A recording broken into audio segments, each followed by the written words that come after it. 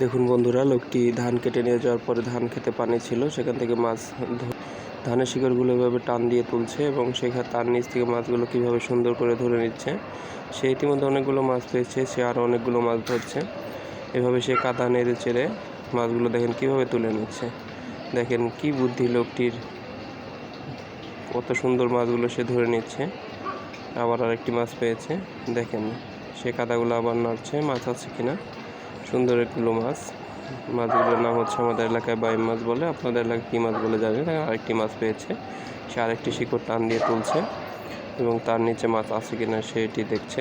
কাদাগুলো নেড়ে চেড়ে দেখেন আরেকটি আরও কাদা, এই যে আরেকটি মাছ পেয়ে গেছে বন্ধুরা। মাছগুলো দেখতে কিন্তু অসাধারণ, মাছগুলোর টেস্টও অনেক সুন্দর।